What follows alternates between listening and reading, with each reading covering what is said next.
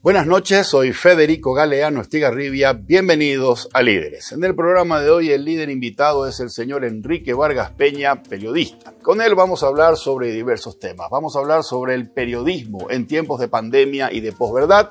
También vamos a conversar sobre vacunas, vamos a hablar sobre cuarentenas, el debate entre China sí versus China no. Y le vamos a dedicar un capítulo también acerca de las próximas elecciones municipales. Como siempre, empezamos el programa agradeciendo a las empresas auspiciantes. Banco GNB, caminamos juntos desde 1920. Split Tokyo, el aire superior con el pacto de confianza NGO. Y Coexma SRL, creando ambientes corporativos desde 1998. Luego de la presentación de nuestros auspiciantes y del programa, conversamos con Enrique Vargas Peña, aquí en Líderes, desde los estudios de ABC TV.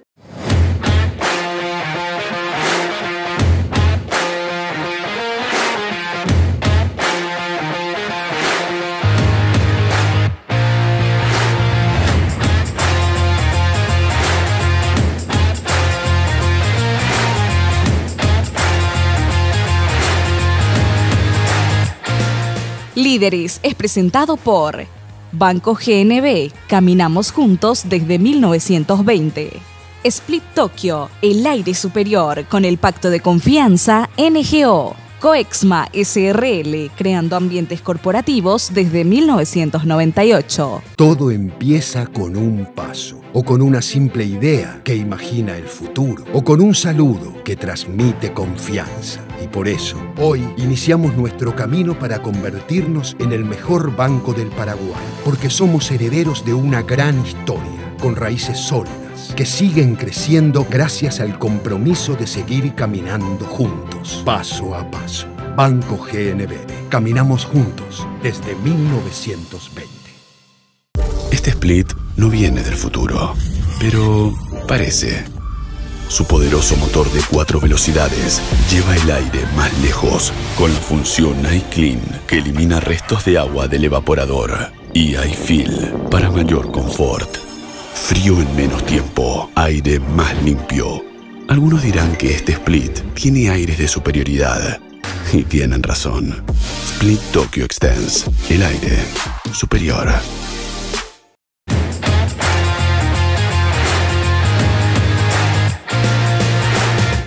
Ya estamos en compañía del señor Enrique Vargas Peña. Enrique, buenas noches, muchas gracias por acompañarnos. Hola Federico, gracias. No, gracias a vos por la invitación. Así que estoy todavía preguntándome a qué debo el honor, en serio te digo. Muchas cosas que quiero conversar contigo, Enrique. La primera pregunta, ¿cuántos años? 60. ¿Y en el periodismo? Y yo empecé en 1995. En 1995. Sí, o sea... Correcto, 26 años ahora. Claro, yo entré en enero del 95 al Diario de la Nación, que todavía estaba en edición 0. Exacto. Y exacto. Ahí arranqué. Correcto. Empezaste entonces en medio gráfico. En medio escrito, sí. Correcto. Sí. Como pero si hoy tuvieses que decidir entre lo gráfico, lo televisivo y la radio. Televisión. Sí, me encanta. Enrique, ¿lees todo lo que la gente te escribe en las redes sociales? No. Por dos razones. Una es el tiempo, ¿verdad? Y la segunda es que yo hago una calificación a ojímetro, ¿verdad? Entonces, la respuesta que me parece que quiere salir de foco, entro, veo cuántos seguidores tiene la persona que da esa respuesta y si tiene menos de 150, más fuera. Okay. Pero sí leo las respuestas que me parecen, o sea, por extensión de texto y compañía, que me parece como conducente. Y esa no es que contesto, pero la dejo, porque me parece que construye el tema que está planteado, ¿verdad? Okay. Pero no es que soy un esclavo de lo que se contesta. Ok. Si fueses docente y estás en el aula, clase de periodismo, y un alumno o una alumna te dice, profesor, ¿cuál debería ser el criterio de éxito de un periodista? ¿Qué le responderías? Yo creo que este es un negocio que no tiene muchos secretos, Federico. Sinceramente lo digo. Yo no creo que haya muchos secretos acá. Y el punto es que tiene que tener la persona que quiere, que lo que voy a decir no garantiza el éxito, pero creo que es indispensable para el éxito. Tiene que tener posición e integridad. Posición significa tener formación suficiente como para poder establecer una lectura crítica de los acontecimientos y no ser lo que denominamos nosotros en forma despectiva el gacetillero, ¿verdad? ¿Quién es el gacetillero? El gacetillero es el periodista que no tiene formación y que porque no tiene formación se ve obligado a publicar lo que le mandan y no puede hacer ningún filtro crítico porque no tiene formación. Okay. Esa es la primera cuestión. Y la segunda es la integridad, que es ser consecuente con lo que se sostiene por la primera posición, ¿verdad? Y eso te da lo que al final resulta indispensable para el éxito, que es la credibilidad. Y si no tenés eso, yo creo que no. O puedes hacer show, puedes salir desnudo, gritar, patalear, hacer todo lo que quiera, pero no tiene sustancia.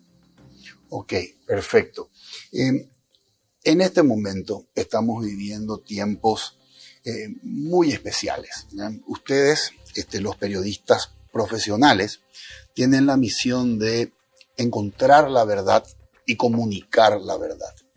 Pero aparentemente a la opinión pública hoy no le interesa la verdad. Lo que le interesa es la información que de alguna manera esté alineada con mis creencias previas. Es decir, ya no me importan los hechos, relativizamos los hechos de acuerdo a la posición o al bando en donde yo esté. Nada es verdad, nada es mentira, todo depende del color del cristal con que se mira. Pasó de moda la verdad. No, vos sabés que yo creo que este esquema que vos estás describiendo, que sí existe, es un esquema muy antiguo, es un esquema que no tiene... a ver, yo siempre uso como referencia, Federico, el año 381, pero no por nada, sino porque hay un libro de uno de mis historiadores favoritos, Charles Freeman, que se llama Anno Domini 381, ¿verdad? O sea que en latín sería, pues yo no sé, en latín. Okay. Pero ¿por qué te lo menciono? Porque lo que vos estás diciendo es un fenómeno recurrente en la historia de la humanidad, en el sentido de que los embanderamientos son constantes. Okay. Y en el año 381 pasó con el surgimiento del cristianismo, y podés poner cualquier época que vos quieras, no sé, en 1500 y tanto a la aparición de Lutero, después con la Ilustración y así, ¿verdad? Yo lo que creo es que hay, esa posición siempre estuvo, y lo que hay es debilidad en la gente que necesita mostrar los hechos. Y porque los hechos son los hechos, y yo no creo sinceramente que haya... ¿cómo decirte? Mucha gente que se resista a que la Tierra es redonda, ¿entendés? Lo que hay es gente que no está explicando con suficiente fuerza que la Tierra es redonda. Y entonces sí se produce el yo me quedo en mi bandera. Porque a mi juicio, yo puedo estar totalmente equivocado, yo estoy haciendo siempre, okay. A mi juicio siempre hay narrativa, desde el día 1, desde que Adán y Eva estuvieron ahí, Eva le dijo la narrativa de la serpiente a Adán, desde el día 1. Entonces, no creo que sea un fenómeno nuevo. La verdad es una cosa muy, muy preciosa en la historia, como la libertad. Entonces, no tenemos que asustarnos de lo que pasa, pero tenemos que entender lo que pasa. Correcto, correcto. Una amiga mía en Facebook escribió virus chino y escribió algo más agresivo, chinos de Eso. Y la bloquearon una semana en Facebook. ¿Cuál es tu reflexión respecto al poder que tienen hoy las redes sociales para de alguna manera dirigir la comunicación? Nosotros, los de derecha, o sea, hablo por mí, no te quiero comprometer, nosotros los de derecha tenemos un problema con las redes sociales, y es que las redes sociales son el resultado de nuestra construcción ideológica. Porque las redes sociales son entidades privadas. Okay. La primera cuestión es esa. La segunda cuestión es que las redes sociales crecieron de un modo extraordinario hasta sustituir a la prensa tradicional. La prensa tradicional hoy está sustituida de facto por las redes sociales. Y lo tercero es que, dado que son privados y sustituyen a la prensa, recién ahora nos damos cuenta de que los dueños son de izquierda. Pero ese no es problema de ellos, ese es un problema nuestro. Yo creo dos cosas ahí. Primera cuestión, la situación no va a retroceder al status quo ante, como se dice en latín. Y lo segundo es que mientras no se establezca empresarialmente un sistema de redes sociales abierto, pero que tenga los atractivos de los que existen ahora, Okay. los que siguen ahora van a seguir. Te voy a dar un ejemplo y termino rápido. Uno hubiera creído que la censura de Donald Trump Sí. en Twitter, en Facebook, en Okay. YouTube, les hubiera golpeado, pero no ocurrió eso. Todos, incluso nosotros de derecha, digamos, seguimos usando las redes sociales, pero por una sencilla razón, no hay sustituto. Y yo creo que va a tardar todavía que haya sustituto. Ahora, dicho esto, yo reivindico en el mundo público y en el mundo privado el debido proceso y la no discriminación. Yo soy el dueño de una empresa, Federico, y yo tengo derecho a decir, vos no estás acá. Yo tengo derecho a decir eso, es mi empresa, es mi casa. Okay. Y Twitter es la casa de Dorsey y la otra es la casa de Zuckerberg. Lo que no puede ocurrir es que te digan mentiras para expulsarte. Eso no está bien. Lo que te pueden expulsar. ¿Sabes que yo no estoy de acuerdo con vos, un ñato de derecha, salime de acá? Correcto. Pero no mientas sobre por qué me echas. O sea, no vaya a decir que yo soy racista, por ejemplo. ¿Entendés? Pues yo no soy racista. Soy miles de cosas seguramente, pero no soy racista. Entonces, ese reclamo sí estoy haciendo. Okay. Y termino con un relato de ayer, o de esta semana. Ahora en Estados Unidos empieza una contestación nueva, interesante, que es la de James O'Keefe, que es el director del proyecto Veritas, que justamente haciendo todo este razonamiento que yo te hago, le dice, yo no les voy a querellar a ellos para que me metan de vuelta, pero sí les voy a querellar por difamación y calumnia. En virtud de la primera enmienda de la Constitución. O sea, porque yo te puedo decir lo que quiero, pero no te puedo difamar. Y el lunes se presentó la primera contra Twitter sobre esa materia. Correcto, correcto. Dos preguntas. La primera, si vos tuviste censura en redes sociales. Ahora estoy mismo censurado ahora mismo en YouTube. En YouTube. Sí, ahora. ¿Por qué, Enrique? No sé. Literalmente, no sé. O sea, literalmente no me comunicaron porque me pusieron un avisito. Su último video viola las normas comunitarias, pero no me dijeron. Yo les mandé una carta diciendo, bueno, quiero que me digan, por favor, qué pasó, pero no recibí ninguna respuesta. Ok. Y la segunda pregunta. Dijiste, los medios de comunicación tradicionales han sido sustituidos Sí. por las redes y dijiste, ese paso es irreversible. Yo creo profundamente eso. Creo que no hay vuelta atrás. ¿Por qué? Porque las plataformas tecnológicas son las que determinaron el cambio. En 1950, Federico, la prensa escrita era la reina del universo. Es decir, Okay. vos hacías un editorial del New York Times, del Washington Post, del Times de Londres, y el editorial te definía la política gubernamental. Hoy, 1950. sí, por ponerte una Ok, fecha sí. cualquiera. En 1970 ese poder pasó a los editoriales televisivos, Walter Cronkite y compañía, y hoy están las redes. Pero no es una cuestión, ¿cómo te voy a decir?, planificada. No, se fueron cambiando los paradigmas. Y para que la gente, porque hay mucha gente que, no, esto es el fin del mundo, no. Chicos, cuando Gutenberg trajo la imprenta, se acabó el sermón. Lo siento. Se acabó el sermón porque apareció el libro. O sea, cambió el paradigma. Y los que se dieron cuenta triunfaban y los que no se dieron cuenta Bueno, están haciendo sermones para 20 personas. Correcto. Ahora, más allá de la fuerza que tiene hoy, el impacto que tienen las redes sociales, mi pregunta tiene que ver con el contenido. ¿Consumo más lo que dice Juan González a partir de su propia narrativa? ¿O consumo Enrique Vargas Peña, consumo ABC Color, consumo otros medios?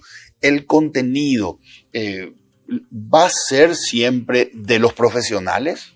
Yo creo que ahí estás planteando un tema súper interesante que yo siempre planteo acá como cuestión, acá en nuestro medio como cuestión operativa, ¿verdad? Los medios son hoy día ya de facto, no sé si definidos, pero ya de facto son unidades de información. Ahora, estas unidades de información trabajan a través de varias plataformas. Los medios que van a sobrevivir son los que van a poder, son los que interactúan con las plataformas vigentes. Y dentro de los medios que generan estas unidades, o sea, que son unidades de información, por supuesto que habemos personas que tenemos tal o cual posición, y bueno, y estamos con eso. Ahora, yo creo que en redes se consume para información lo que produce la unidad de información. O sea, vamos a hablar de Paraguay, ¿verdad? Sí. Si vos mirás el mapa de qué es lo que se consume en redes, ABC, el grupo Cartes con Hoy y compañía, Última Hora, y así, ¿verdad? Y después están las figuras que interactuando con estos medios generan también posicionamiento. Yo soy una de esas figuras, ¿verdad? Hoy, no sé si ahora, pero hasta hace unos días, yo estaba entre los 10 primeros paraguayos con seguidores en Twitter en materia informativa. No estoy hablando... En materia informativa. En materia informativa.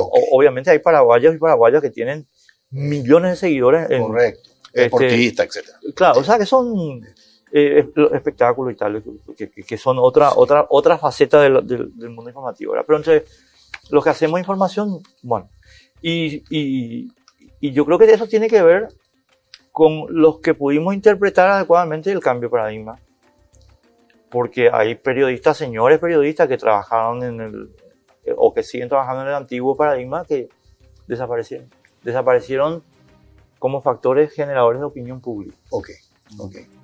Enrique, ¿cuál es tu opinión acerca del Papa Francisco, conocido como el Papa peronista?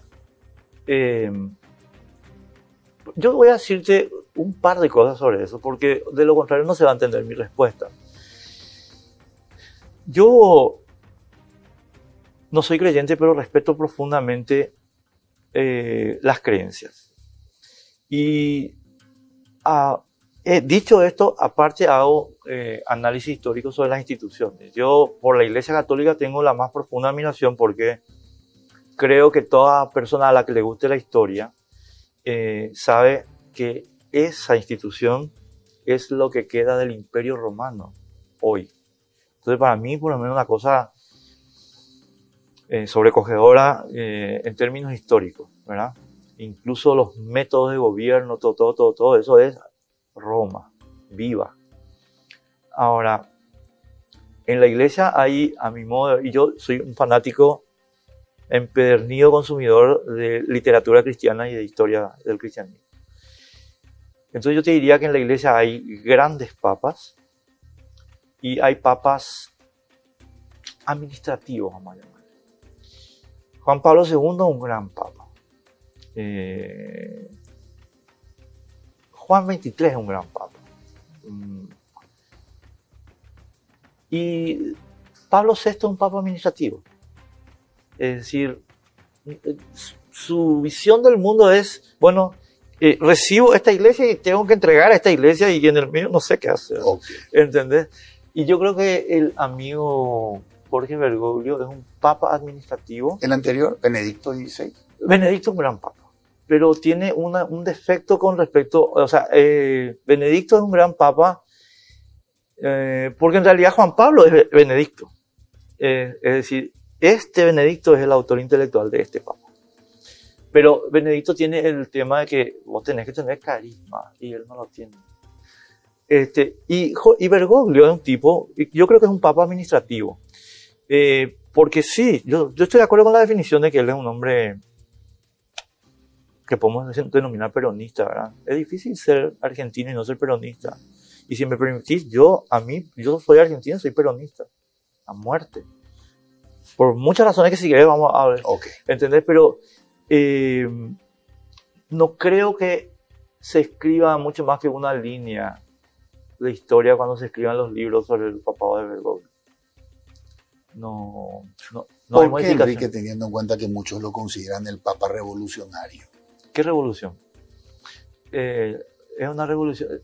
Ese fue el problema de un cierto peronismo, la pura retórica. Okay. Porque... y un poco de show. Claro, retórica y show, ¿verdad? Bergoglio no cambió nada. La retórica sobre la cuestión homosexual, por ejemplo, que el hombre hizo un discurso muy aperturista. Eso no tiene ninguna traducción institucional. Cero, ninguna. Es decir, la iglesia de Benedicto en la materia es la misma iglesia de hoy en la materia. Lo único que hay es un pequeño barniz, pero que es muy pasajero. Y yo te diría que es por marketing. Ok. Enrique, ¿cuáles son las lecciones que vos crees que nos deja la pandemia o nos va a dejar la pandemia y que deberíamos capitalizar como aprendizaje? Yo creo que el aspecto más duro de la pandemia, y voy a decir una cosa que le va a molestar a mucha gente, pero que la digo siempre, ¿verdad? Yo creo que el aspecto más difícil de la pandemia es el embate autoritario. La pandemia va a ser superada desde el punto de vista científico. Es más, ya está superada. En términos científicos ya está superada con las vacunas. Lo que nos ha superado es el constructo institucional que se hizo. Yo siempre trabajo sobre la constitución de nuestro país, pero en ese seguimiento también estoy viendo las cuarentenas, que son las restricciones de derechos de rango constitucional por vía decreto, son un fenómeno universalmente alentado por una organización que es la Organización Mundial de la Salud, que a su vez tiene una matriz no económica sino política, que es China. Y China es una dictadura. Y por tanto, en China es normal que el gobierno te diga: Federico, vos te quedas en tu casa, no, hoy no vas a salir, o vas a salir solo el miércoles. Además, si vas a salir, te vas a poner ese uniforme. Yo quiero recordar a la gente, parece que la gente no se acuerda que hasta 1980 en China había que salir a la calle con el uniforme azul. O sea, parece que nadie se acuerda, ¿entendés? Porque el gobierno decía: no, es capitalista ponerse diversidad de ropa, ¿entendés? Espera un momento, ese país es el que está dictando y entonces yo creo que lo que va a quedar como lección es, señores, nosotros o defendemos el marco constitucional de libertades en cualquier circunstancia, o la libertad se muere. Y yo voy a terminar con una frase eslogan que yo estoy usando, Federico, porque para mí pinta de cuerpo entero el problema. Mi derecho no depende si hay cama para los enfermos. Mi derecho es autónomo. No, mi derecho no depende de si hay cama para ese señor. Lo siento mucho. Mi derecho es autónomo. Mi derecho, y si yo fuera creyente cristiano, te diría: mi derecho viene de Dios. Mi derecho no viene de que haya camas en los hospitales. Pero no soy cristiano, entonces te digo: mi derecho es autónomo. Es autónomo. Dijiste recién algo: defiendo la Constitución en cualquier circunstancia. Pregunto, ¿podría haber excepciones donde la prioridad esté por encima de cualquier normativa, incluyendo la Constitución? Es que esa excepción está contemplada en nuestra Constitución, en el artículo 288. Y esa excepción es la guerra. ¿La guerra interna o la guerra externa? Esa es la excepción que le faculta al gobierno y al Congreso juntos a decir: estos derechos vamos a suspender porque estos otros derechos están en juego.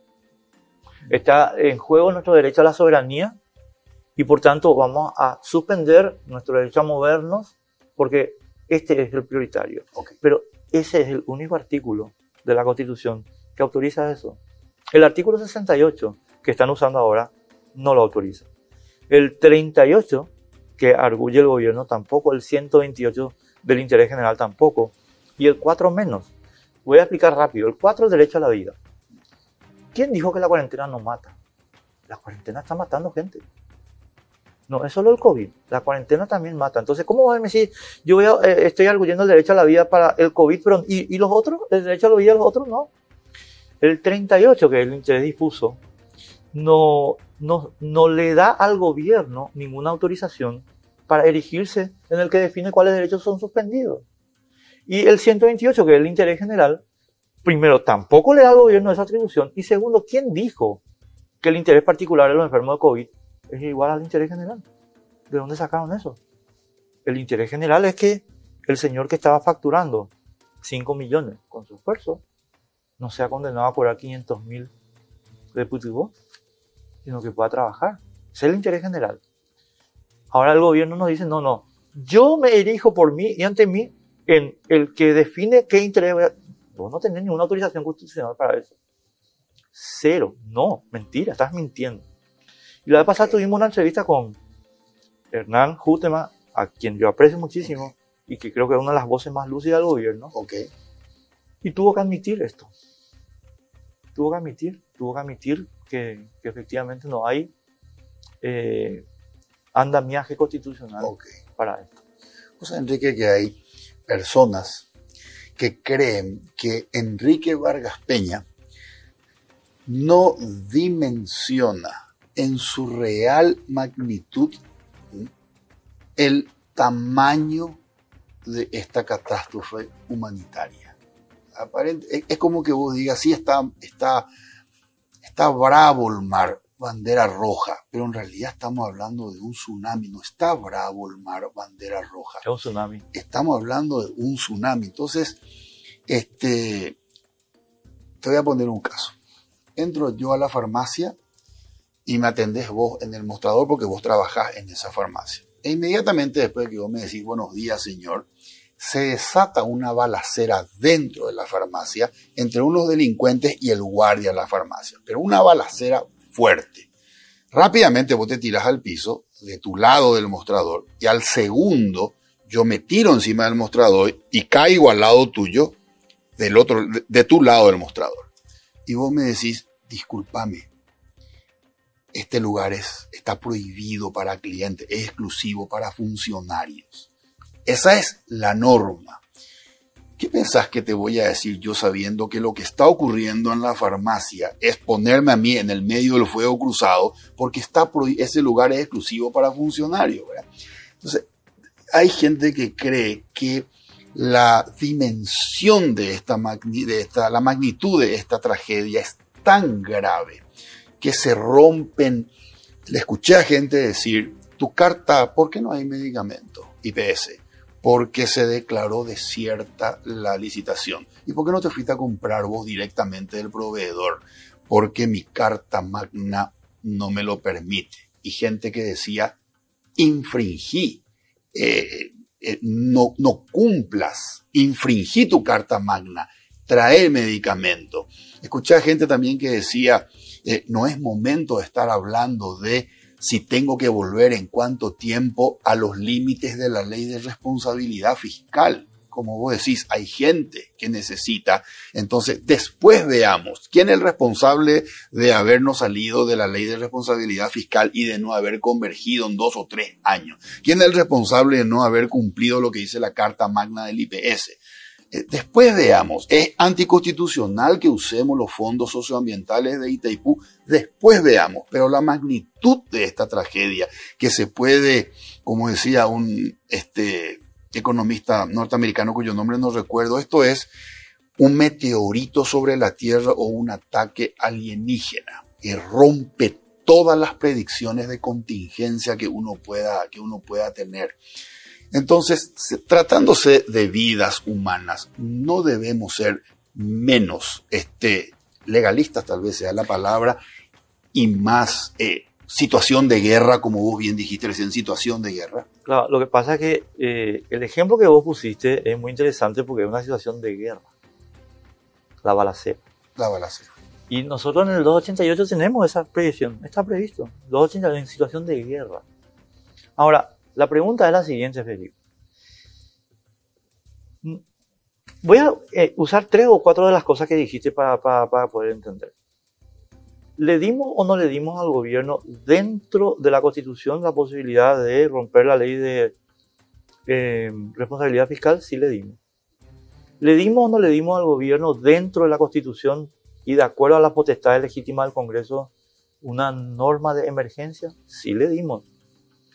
¿Le dimos o no le dimos al gobierno la chance de saltarse dentro del marco que el Congreso podía hacer constitucionalmente sin salir de la Constitución las normas de licitaciones? Sí le dimos. Todo lo que el gobierno necesitaba para hacer las cosas con rapidez y con solvencia económica, las tiene. Y las tuvo creo que el 10 de abril del año 2020. Toditas, 100%. No hay una sola cosa que no se le haya dado al gobierno. Licitaciones se suprimieron. Plata se le dio 3.200 millones en total. Ley de emergencia para contratar gente, despedir gente, se le dio. Entonces, ¿el gobierno tiene o no tiene los instrumentos que la emergencia requería? Sí los tiene. Los usó para robar. Y entonces sale, mi querido Federico, el gobierno y te dice, por ejemplo, en el tema de medicamentos, que no, esto es complicado por la burocracia. ¿Cómo? Pero si acá está la ley que dice que no tenemos burocracia. ¿Qué hiciste? ¿Entendés? Están excusando, por ejemplo, la falta de atracurio y midazolam o de oxígeno con que es complicado por la burocracia. Pero, mi estimado, la ley está habilitada a hacer la compra directa. Ok. ¿Entendés? ¿Qué hiciste? Lo que pasa es que robaron. Y entonces le están mintiendo al país, mi querido Federico, sobre que no tenían los instrumentos. Y le están diciendo al país que por culpa de los controles no hay la mentira. Los controles fueron levantados. ¿Entendés? Entonces, yo una cosita más y quiero redondear. Sí, dice, la Constitución está no para que unos abogados ganen pleito. Yo siempre digo esto, Federico, yo te pido disculpas porque de repente repito. No, perfecto. Me encanta escuchar. La Constitución no está para que los abogados ganen pleito o pierdan pleito. La Constitución está para que nuestra vida tenga calidad y dignidad. Cuando John Locke escribe el segundo tratado del gobierno civil y define estado de arbitrariedad versus estado de derecho, el estado de arbitrariedad es el estado en el cual la persona está sujeta al arbitrio del fuerte. Es una vida indigna que le obliga a ser servil, a ser clandestino. El Estado de Derecho nos libera y nos permite vivir con dignidad y con eficacia. Y lo que pasa es que estos son unos ladrones. Y entonces están construyendo una narrativa, como dijiste, para justificar su fracaso y su robo. Y lo que pasa es que habemos personas que no les vamos a permitir difundir impunemente su narrativa, porque tenemos muy clara la película de por qué se hicieron las cosas, cómo se hicieron las cosas, y que tenemos la información de qué se hizo para que nos pase lo que está pasando. Ok. Yo coincido contigo en todo lo que dijiste respecto a todo lo que se le dio, el cheque en blanco, la ley de emergencia que permite hacer, no pasar por Dirección Nacional de Contrataciones Públicas los procesos de adquisición y hacerlo de manera directa. Coincido en todo y coincido que ha sido una gran decepción la gestión teniendo todo eso en la mano. Lo que me pregunto es si el no escuchar las recomendaciones de aislamiento y de distanciamiento no podría significar un gran incremento de fallecimientos, porque en este momento 1 de cada 2 pacientes de COVID que entra a terapia fallece. Sí. 1 de cada 2. Pero todos los que no pueden entrar a terapia mueren. Entonces, ¿cómo esa cola de lista de espera para entrar a terapia con alta posibilidad de mortandad, según los entendidos, disminuiría a partir del aislamiento y del distanciamiento? Yo, Federico, no soy negacionista. Yo tuve COVID. Mi hija tuvo COVID, mi señora tuvo COVID, mi familia entera. O sea, yo estoy lejos del negacionismo, pero muy lejos. Yo estoy de acuerdo y apoyo todas las medidas constitucionales de restricción. Por ejemplo, ¿tenemos que usar tapabocas en la calle? Tenemos que usar. ¿Tenemos que tener distanciamiento? Tenemos que tener. ¿Hay que lavarse las manos? Hay que lavarse. ¿No hay que aglomerarse? No hay que aglomerarse. Jamás me vas a escuchar a mí discutir eso. Yo discuto la restricción de derechos. Por ejemplo, no vas a trabajar. No vas a transitar. Esa es la discusión. Es un derecho de rango constitucional. Derecho al tránsito y derecho al trabajo. Ahora, hay una cuestión que el gobierno también está mintiendo.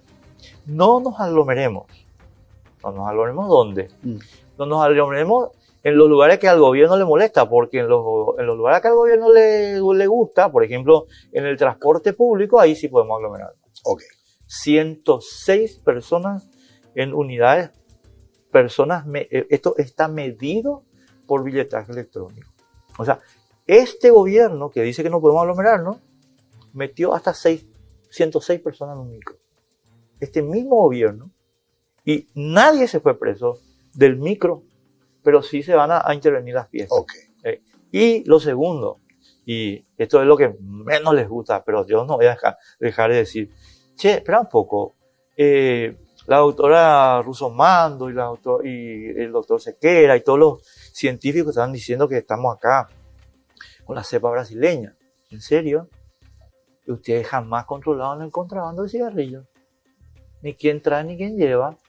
Yo siempre cuento, porque esto me lo contó el comandante de la Armada al aire. Entre Puerto Indio y Itaipú hay 0 control. Y resulta que ahí van y vienen el virus de Manaus, el CP no sé cuánto, el otro, y pusieron algún control ahí. No. Entonces, vos le controlás al formal que tiene evento y le decís que no va a trabajar. Le controlás al formal que tiene restaurante y decís que no va a trabajar. Pero al contrabandista de cigarrillos le decís, señor, por favor, adelante. Venga con virus, sin virus. ¿No le entendés? Y en el micro ponés 106 personas. Entonces, no, espera un momento. Hoy somos todos igual acá. Por eso ellos no quieren respetar la Constitución. Correcto.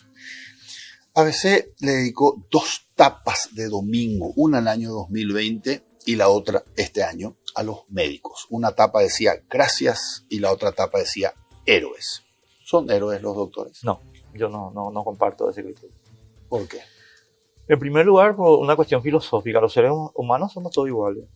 Y por tanto, no es cierto que un colegio humano, un gremio, sea genéricamente héroe o santo. Hay buenos médicos y hay malos médicos. Y de hecho, yo creo que más malos que buenos. Voy a explicar rápido, pero estos son datos, ¿verdad? Eva Caje, ¿qué es? Eva Caje es una enfermera del INERAM que está acusada de robo de medicamentos. ¿Y Mauricio Torres, qué es? Es un candidato del Partido Colorado que está acusado de robo de medicamentos. ¿Y cómo sacan los medicamentos? Con receta que firman los médicos. Yo y vos no nos podemos ir a firmar ninguna receta. Porque el farmacéutico va a decir, chico, esto no me vale. Es la receta de un médico. Y la receta del médico en el Ministerio de Salud o en el IPS. El caso del seguro médico en Ciudad del Este, donde médicos falsificaban internaciones para robarle dinero a la empresa de seguro. Esto es ahora. Esto es... ¿Y qué hablamos con el fiscal Osmar Legal que está investigando el robo de medicina? Palabras textuales. Hemos encontrado un dispositivo gigantesco que necesariamente implica al menos la omisión de los médicos. No, ¿qué van a ser héroes? No es cierto eso. No estás cometiendo este pecado de generalización a partir Sí, de algunos. o sea, hay buenos médicos y hay malos médicos. Pero es generalizar también decir que son héroes. Es una generalización también, que encubre a los bandidos. No es cierto. O sea, yo creo que cada uno de nosotros tiene que ser juzgado personalmente por estas cuestiones, ¿verdad? Yacaré Valija es un héroe porque hizo gratis lo que hizo. Pero un tipo que está cobrando 21 millones por hacer lo que debe y que encima hace recetas para robar medicamentos y vender al cuádruple. Ok. Ese no es un héroe. ¿Y las enfermeras sí son? La misma definición. ¿Qué Eva Caje, candidata del cartismo, es enfermera. Ella es enfermera. Ella no es modelo. Personal de blanco. No. Yo creo que es injusto hacer eso. ¿Sabes por qué, Federico? Porque impide, y yo creo que se está haciendo deliberadamente, yo creo que esto es una operación, porque impide un debate razonable sobre las circunstancias reales de los hechos. Entonces, no vaya a hablar de los médicos. ¿Pero por qué no voy a hablar de los médicos? Por favor. Los médicos están a cargo ahora de una cantidad de cosas que requieren control. Y resulta que no podemos hablar porque son héroes, ¿no? Yo no comparto ese criterio. Correcto. ¿Cuál es tu posición respecto a este debate de vacunas chinas sí, vacunas chinas no? Y esta presión por no negocien con China. Uno, yo creo en Palmerston. Siempre también lo digo. Los países no tienen eternos amigos ni eternos enemigos, tienen eternos intereses. Nosotros tenemos un casamiento ad eternum con Taiwán, pero tampoco tenemos ninguna obligación con China. Yo lo que creo es que las vacunas chinas se pueden traer sin necesidad de modificar el estatuto diplomático, y lo prueba el hecho de los insumos chinos de marzo del año pasado. Se trajeron sin problema, nadie armó ni un escándalo, y eran de China. Y Taiwán no dijo nada y tampoco se molestó y no se modificaron las relaciones. Acá hay una operación de un grupo de personas que van a tener beneficio personal con el establecimiento de relaciones con China. Mi opinión sobre esto es que yo creo que nosotros no tenemos que meternos en el lío entre Taiwán y China porque no es nuestro lío. Yo creo que estos dos países tienen que resolver solos su lío. Y entre tanto, mi posición personal es mantengamos el status quo que nos conviene. Y que resuelvan ellos. Cuando ellos resuelvan si Taiwán es independiente o Taiwán es provincia, Okay. Ahí tomaremos nosotros la decisión. Pues mientras tanto, ¿por qué tenemos que cambiar nada? Ok. Perfecto. ¿Crees que va a haber un nuevo orden mundial a partir de esta pandemia? Voy a cambiar tu pregunta, Felipe. Hay un nuevo orden mundial a partir del fraude electoral en Estados Unidos el 3 de noviembre. La pandemia es una circunstancia con respecto a eso, pero no es el cambio institucional. Yo te hablaba del impacto autoritario, ¿verdad? O sea, es una circunstancia. Pero lo que cambió, lo que está generando un nuevo orden aquí, es que en Estados Unidos no gobierna más el pueblo. Gobierna un conjunto de corporaciones que resuelve cuándo se puede robar una elección y cuándo no. Y que además resuelve cuándo se puede ocultar la discusión sobre el fraude. Y que además tiene suficiente poder como para domesticar a la Corte Suprema. Fíjate vos que hace unas, no sé, o sea, no te quiero decir la fecha por nada, pero la gente puede mirar la solicitada tremenda que sacaron más de 100 corporaciones norteamericanas en sus medios, New York Times y Washington Post, diciendo que ellos no van a permitir, o sea, es una solicitada contra la reforma electoral del estado de Georgia. ¿Y qué es la reforma electoral del estado de Georgia? A mí me da risa porque son tan fascistas que dan pena. La reforma electoral del estado de Georgia lo que dice, mi querido Federico, es que para votar necesitas cédula. ¿Qué? Sí, Pero eso es, sí. ¿Y qué dicen estos nazis? Coca-Cola, Delta, Apple, Amazon, ¿qué dicen? Dicen que no hay que pedir cédula para votar. Bueno, eso se llama fraude electoral en Paraguay, en Estados Unidos y en el planeta Marte. Nosotros hicimos guerra para tener en el 91 el voto con documento y con tinta indeleble para que no haya voto calecita. Estos nazis, Coca-Cola, Delta, Apple, etcétera, dicen que no, que se puede hacer el voto calecita, que hay que votar sin documento y por supuesto sin tinta indeleble. Ni escucharon hablar nunca de la tinta indeleble. Okay. Entonces hay un nuevo orden, es un nuevo orden de estos tipos. Yo creo que Biden es un figurón, o sea, es un mascarón de proa de un esquema donde él no decide nada. Los que deciden son lo que Dwight Eisenhower llamaba pues el complejo militar industrial. Por eso reiniciaron la guerra en Siria, por eso se quedan en Afganistán, por eso se van a quedar en Irak y por eso van a desarrollar otras guerras. Y te voy a decir una cosa que va a sonarte temeraria, sí, pero para que guardemos nomás. Yo si fuera brasilero estaría muy preocupado, porque van por Amazonia. En serio te digo. Pero hasta ahí llego. Ok. Dijiste recién, a partir de lo que pasó en Estados Unidos, hay un fin de la democracia, un post-democracia, porque ya no gobierna el pueblo. En Estados Unidos. En Estados Unidos. Ahora, me gustaría trasladar eso aquí, a nuestra realidad. ¿Y aquí quién gobierna? ¿Gobierna el pueblo o es el pueblo versus la partidocracia? No, nosotros tenemos un proceso, Federico. Vos sabés que te agradezco la pregunta porque la respuesta a esa pregunta explica muchas cosas. Nosotros tenemos un proceso de menor participación popular a mayor participación popular, de menor libertad a mayor libertad. Y por tanto el proceso paraguayo hasta hoy es positivo. Yo te diría que tuvo 2 episodios de regresión, pero que fueron revertidos. 1999 y Cartes, ¿verdad?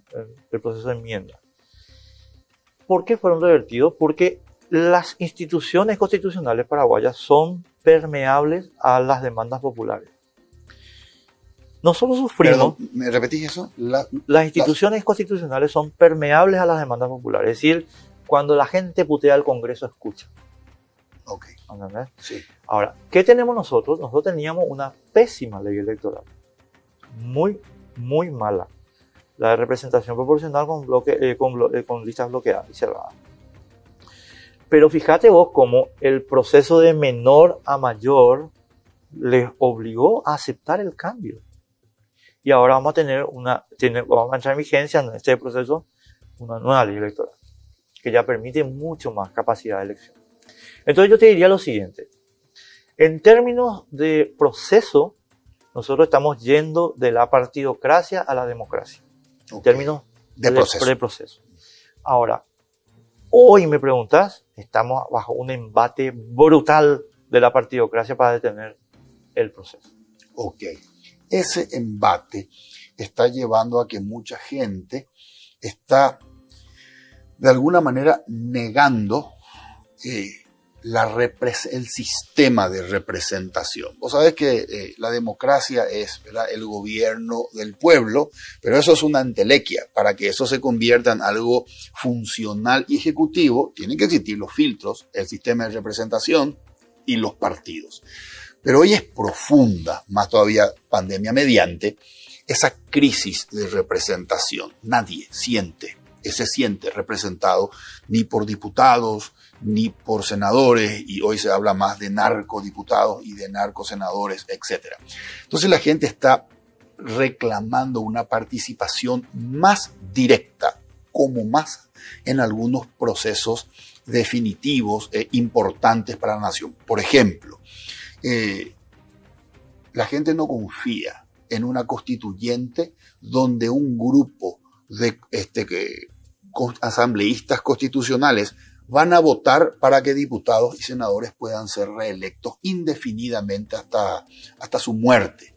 Entonces la gente dice, vamos a un referéndum donde nosotros establezcamos cuál es el límite de reelección de diputados y senadores, o también si un presidente puede volver a ser o no presidente por un periodo más.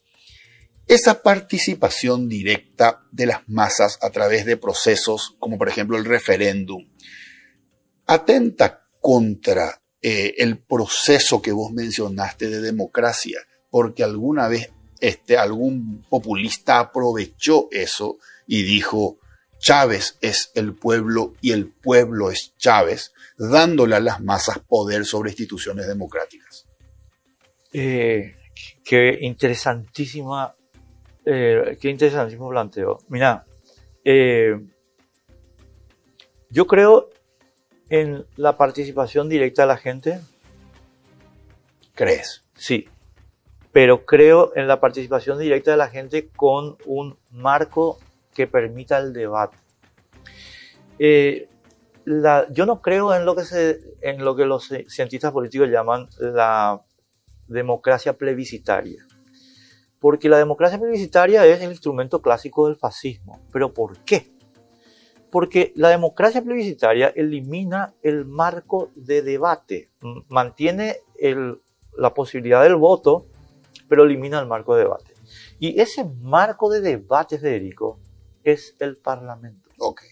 Es decir, te voy a poner un modelo funcional de lo que estoy diciendo. Un modelo que está funcionando ahora mismo. Suiza. Suiza es un país donde los ciudadanos ejercen, pero en forma periódica, toman innumerables decisiones en forma directa, pero en el marco en un marco institucional que permite el debate, que es la existencia de cámaras legislativas en todas partes. Entonces, el debate se desarrolla en términos racionales en las cámaras legislativas, okay. se agota el debate y después se vota. Y vota el pueblo en forma directa. Suiza hace esto en términos cantonales, o sea, de los estados, okay. Y hace eso en términos nacionales. Y le va muy bien. Yo creo en eso. Ahora, guarda, porque aquí vienen los que dicen, no, tenemos que votar Chávez, votar sin discutir. No. Pero ¿para qué vamos a ir a Chávez? Estigarribia hizo eso acá en Paraguay. El general Estigarribia, cuando estableció la dictadura, en julio del 40, hizo un plebiscito. ¿Entendés? ¿Quieren que yo sea presidente o no quieren que yo sea presidente con esta constitución? ¿Sí o no? Y el debate, papá. ¿Entendés? Para ver las razones del sí o del no. No, eso no. ¿Entendés? Entonces, participación directa, yo 100%, pero vamos a marco para debatir, ¿verdad? Y ese marco es el Congreso. Correcto. ¿Tienen que postergarse las municipales 2021? Negativo, de ninguna manera. De hecho, la anterior postergación, yo Federico, quiero, si me permitís, hacer una cuestión práctica y una cuestión institucional. No hay en la Constitución del Paraguay ningún artículo que autoriza al Congreso a aplazar las elecciones. Es el artículo 167, estoy hablando de memoria, así que te pido disculpas si yerro, pero es por 1 por 2 nomás. El artículo 167 dice que en Paraguay los intendentes y concejales son elegidos por el pueblo. Y el 202, atribución del Congreso, no dice que el Congreso puede prorrogar mandato. ¿Qué tenemos ahora? Tenemos ahora unos intendentes que no fueron elegidos por el pueblo.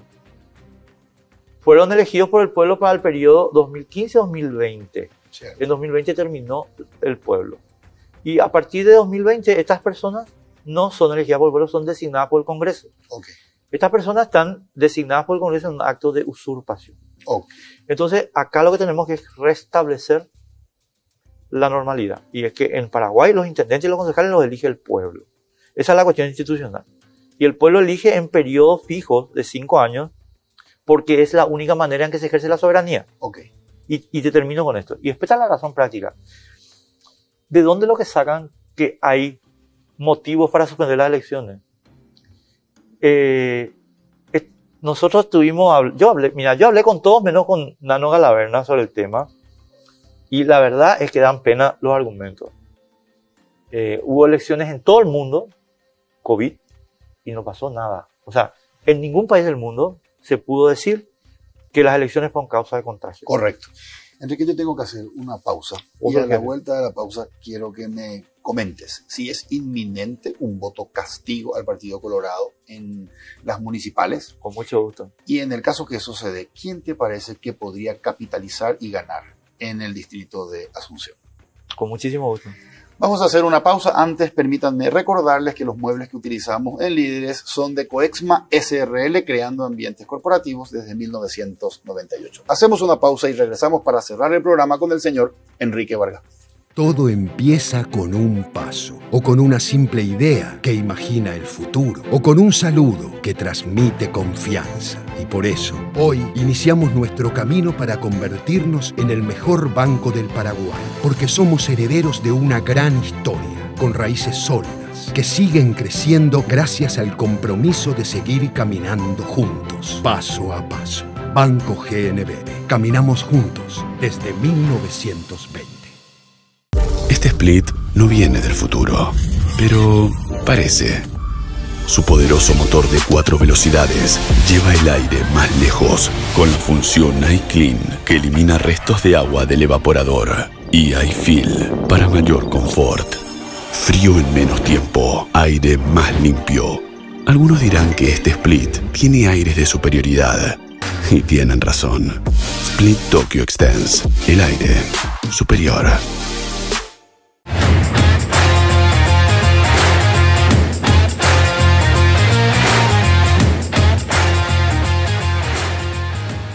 Seguimos en Líderes con el señor Enrique Vargas Peña. Enrique, en 120 segundos, un picadito así final de preguntas. Socorro. ¿Crees que es inminente el voto castigo y que están comprometidas las chances del Partido Colorado? Yo creo que va a haber un gran voto castigo. Ahora, eso no significa, Federico, que terminen ganando los opositores. ¿Por qué? Porque nuestro sistema para cargos uninominales es de mayoría simple.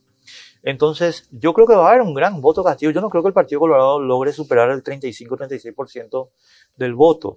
Va a haber un voto castigo enorme. Okay. Pero ese voto castigo tiene que capitalizarse dentro del sistema electoral, que es, chicos, nosotros tenemos que lograr más del 35% para el candidato ganador. Porque si no ganan los colorados. Correcto. Porque es 35 que van a tener ellos, ¿verdad?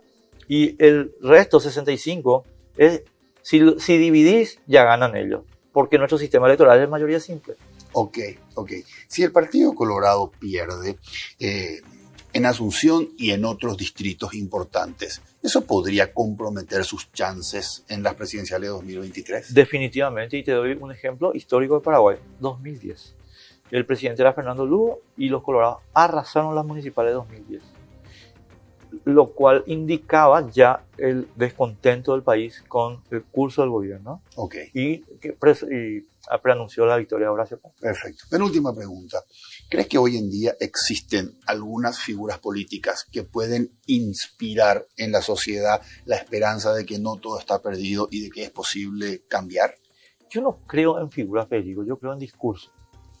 Yo creo que nosotros los paraguayos estamos muy mal acostumbrados, y me incluyo, ¿verdad? Okay. A pensar en personas. No.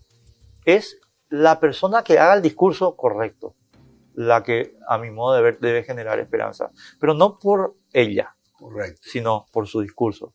Y eso hay que ver después si es con integridad. Y eso es lo que vamos a tener que discutir. ¿Y hay alguien en que vos has puesto las fichas porque el discurso te parece más convincente? Hoy por hoy el discurso lo está haciendo para mí Efraín Alegre. Ok. Y guarda que esto no significa que Efraín es santo ni virgen. Correcto. Significa que está haciendo el discurso correcto. Correcto. Última pregunta, Enrique. Si tuviese que regalarle un libro al presidente de la República, ¿qué libro le regalarías? En primer lugar, tengo mis dudas de que lo leería, pero le regalaría Se cierne la tormenta, de Churchill. Es el primer volumen de su historia de la Segunda Guerra Mundial, pero es el volumen donde Churchill explica cómo y por qué él se sintió en un momento dado el hombre de la hora. ¿Y qué hizo para hacerlo? Pero ya es tarde, yo creo que para morir. Ok. En serio. Enrique, un gustazo. Muchas Gracias por compartir Federico. con nosotros. No, por favor, un placer. Muchísimas gracias por la invitación. Soy Federico Galeano, esto fue Líderes. Buenas noches. Líderes fue presentado por Banco GNB. Caminamos juntos desde 1920. Split Tokyo, el aire superior con el pacto de confianza NGO. Coexma SRL, creando ambientes corporativos desde 1998.